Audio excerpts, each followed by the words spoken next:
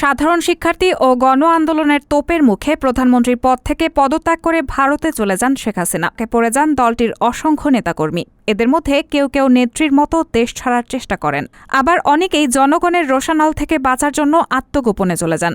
এরই মধ্যে মন্ত্রী, এমপি এবং দলটির উচ্চ পর্যায়ের কয়েকজন নেতাকর্মী হত্যা মামলা, বিভিন্ন সময় অন্যায়, অনিয়ম ও দুর্নীতি মামলার ইতোমধ্যে গ্রেফতার হয়েছে।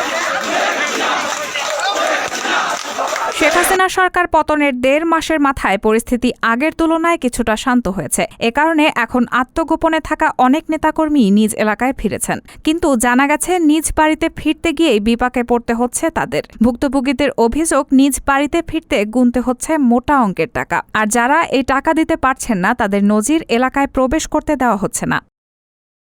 সংবাদ মাধ্যম বিবিসি বাংলার এক প্রতিবেদন অনুযায়ী, সম্প্রতি এলাকায় ফিরেছেন বা ফেরার জন্য অপেক্ষায় আছেন এমন আওয়ামী লীগের তৃণমূলের কিছু নেতাকর্মী টাকা দিয়ে ফেরার প্রস্তাব দিয়েছেন। আবার যারা ফিরেছেন এবং ফেরার পর বর্তমানে ঠিক কিভাবে আছেন সেই অভিজ্ঞতা জানিয়েছেন। পরিচয় প্রকাশ না করার শর্তে ওয়ার্ড পর্যায়ের এক আওয়ামী লীগ নেতার অভিযোগ, টাকা দিয়ে ফেরার ব্যাপারে আওয়ামী লীগ নেতাকর্মীদের বিএনপি নেতাকর্মীদের সঙ্গে যোগাযোগ করতে হচ্ছে, আর বাড়ি ফিরতে গুনতে হচ্ছে বেশ মোটা অঙ্কের টাকা। আবার প্রথম দফায় টাকা দেওয়ার পরও আরও মানুষ ফোন দিয়ে তাদের কাছে টাকা দাবি করছে। তিনি জানান, প্রথম দফায় টাকা নেওয়া ব্যক্তিরা বিএনপির স্থানীয় নেতা, কিন্তু দ্বিতীয় দফায় যারা টাকা দাবি করছে তারা নিজেদের বিএনপির অঙ্গ সংগঠনের বলে পরিচয় দিচ্ছেন।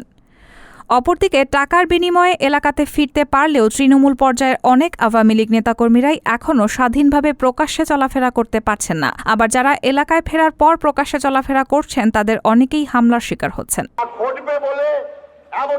এই প্রসঙ্গে বিএনপির স্থায়ী কমিটির সদস্য নজরুল ইসলাম খান বিএনপির নাম ব্যবহার করে কেউ চাঁদাবাজি করলে তার বিরুদ্ধে আইনি ব্যবস্থা নেওয়ার পরামর্শ দিয়েছেন। পাশাপাশি ভুক্তভোগীকে সামনে এসে নাম ধরে অভিযোগ করতে এবং অভিযোগের পক্ষে সব ধরনের তথ্য প্রমাণ দেখাতেও বলেন বিএনপির এই নেতা। এছাড়া অভিযোগের সত্যতা পেলে নেতাকর্মীদের বিরুদ্ধে অবশ্যই সাংগঠনিক ব্যবস্থা নেওয়া হবে। একই প্রসঙ্গে বিএনপির আরেক নেতা শামা ওবেদ মনে করেন, একটি পক্ষ বিএনপির ভাবমূর্তি নষ্ট করার জন্য দলটির নাম ব্যবহার করে বিভিন্ন জায়গায় চাঁদাবাজি করছে। কেউ যেন এসবের সঙ্গে যুক্ত না হয় সে বিষয়ে দল থেকে স্পষ্টভাবে নির্দেশনা রয়েছে। এরপরও এক শ্রেণীর মানুষ বিএনপির নাম ব্যবহার করে নানা ধরনের অপকর্ম করছে বলে দাবি করছেন তিনি। শেখ হাসিনা সরকার পতনের পর দেশের বিভিন্ন অঞ্চলে বিএনপির নেতাকর্মীদের বিরুদ্ধে লুটপাট, হামলা, চাঁদাবাজির একাধিক অভিযোগ উঠেছে। এসব ঘটনায় শতাধিক নেতাকর্মীকে শোকজ করা, দায়িত্ব থেকে অব্যাহতি এবং বহিষ্কারও করেছে বিএনপির দল।